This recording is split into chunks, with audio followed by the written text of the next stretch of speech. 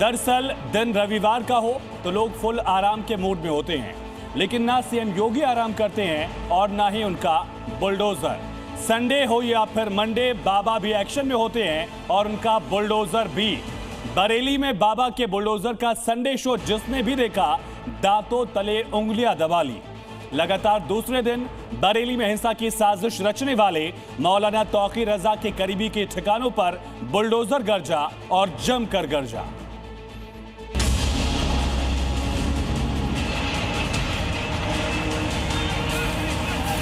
उन्हें वो सबक सिखाएंगे, उनकी आने वाली कई पीढ़ियां याद करेंगी। मौलाना तौकीर रजा के राइट हैंड कहे जाते हैं आरिफ, जिसमें ध्वस्तीकरण की कार्रवाई की जा रही। यह नया प्रदेश है जो अपराध को स्वीकार नहीं करता है। अगर अपराध किया तो उसकी कीमत उसे चुकानी पड़ेगी। माहौल बिगाड़ोगे, बुलडोजर चलेगा।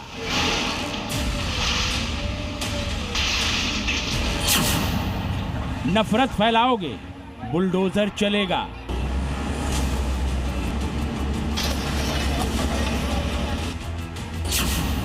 हिंसा करोगे, बुलडोजर नहीं छोड़ेगा।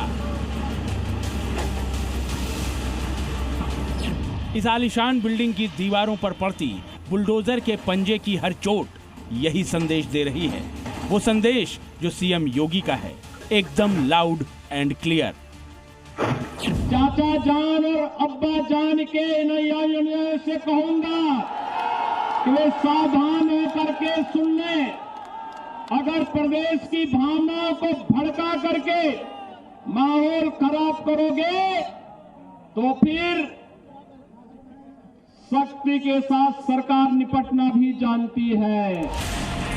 बाबा बुलडोजर के इस संदेश को बरेली हिंसा के आरोपी नफरती मौलाना तौकीर रजा के करीबियों, उसके हमदर्दों से बेहतर भला कौन समझ सकता है। लगातार दूसरा दिन है जब तौकीर रजा के करीबी मोहम्मद आरिफ की बिल्डिंग पर बुलडोजर गरज रहा है।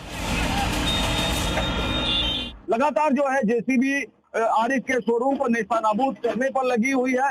आपको बता दें कि कल जो है आरिफ के 16 दुकानों के जो 2 मंजिला बिल्डिंग थी उसको ध्वस्तीकरण की कार्रवाई की गई और आज दूसरे दिन सुबह तड़के ही जो है जेसीबी शुरू हो गई है यहाँ पे। जिस तरह से बताया 26 सितंबर को जो बरेली में जो बवाल हुआ था उसमें मौलाना तौकीर रजा को मास्टरमाइंड माना था और मौलाना तौकीर रजा के राइट हैंड कहे जाते हैं आरिफ, जिसमें ध्वस्तीकरण की कार्रवाई की जा रही है। जिस 3 मंजिला बिल्डिंग को ढहाया जा रहा है वो पीलीभीत रोड पर जगतपुरा इलाके में 2000 स्क्वायर फीट में फैली है। इसकी कीमत करीब 5 करोड़ बताई जा रही है। इसके हर फ्लोर पर कई दुकानें और शोरूम बने हुए थे। आरोप है कि यह इमारत नगर निगम से बिना नक्शा पास कराए बनाई गई थी। कुछ दिन पहले ही इसे सील किया गया था और अब बुलडोजर इसे जमींदोज कर रहा है। 2 बिल्डिंग चिन्हित की गई थी, एक बिल्डिंग पूरी तरह गिर गई थी, ध्वस्तीकरण हो गया था और इसके लेकिन एक बिल्डिंग का पार्ट काफी बचा दिया रह गया था, तो उसी का बचाव। इस इमारत में बनी दुकानों से सामान बाहर निकालने की कुछ घंटे की मोहलत खत्म होने के बाद बरेली विकास प्राधिकरण की टीम 3 बुलडोजर लेकर मार्केट में पहुंची, जिसके बाद ध्वस्तीकरण की कार्रवाई शुरू की गई। देखिए कैसे पीला पंजा इस इमारत की एक एक ईंट को उखाड़ रहा है। देखते ही देखते पल भर में इमारत भरभरा कर जमींदोज हो गई। इमारत गिरते ही चारों तरफ धूल का गुबार फैल गया। कुछ सेकंड बाद जब धूल छटी तो वहां सिर्फ मलबा ही बचा था। क्यों गिराई गई, क्या है? जब गिराई गई तो ये सब गिराना चाहिए। कहानी ये है, क्यों एक ही के हिस्से में अगर कार्रवाई होनी ही थी तो एक आदमी की क्यों हो रही है? एक ही आदमी के ऊपर क्या इन्होंने क्या किया? तो मतलब यहाँ से लेकर जयपुर तक पूरा अतिक्रमण हट रहा है तो पूरा। बुलडोजर कार्रवाई के दौरान किसी तरह का बवाल ना हो, इसके लिए ध्वस्तीकरण की कार्रवाई के दौरान प्रशासन के बड़े अधिकारी भी मौके पर मौजूद रहे। बरेली हिंसा के आरोपी मौलाना तौकीर रजा के करीबियों पर सख्त एक्शन अंजाम देकर सीएम योगी ने कई संदेश साफ दे दिए हैं। पहला, कानून व्यवस्था से बढ़कर कोई भी नहीं है। दूसरा, सूबे का माहौल बिगाड़ने की इजाजत किसी को नहीं है। तीसरा, धर्म की आड़ में नफरत फैलाने की साजिश नहीं चलेगी।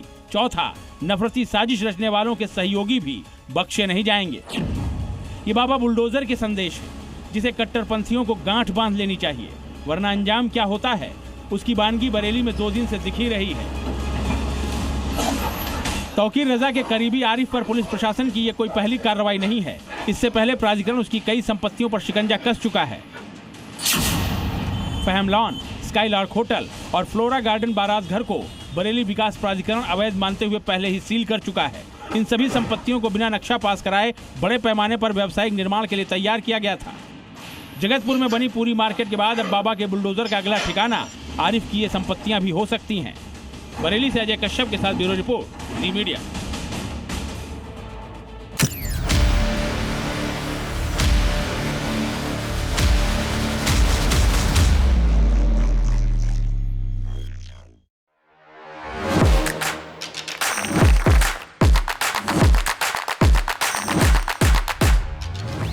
Please welcome Dr. Subhash Chandra. And habit can be micro, macro, 66 times if you repeat the same thing, it becomes your habit.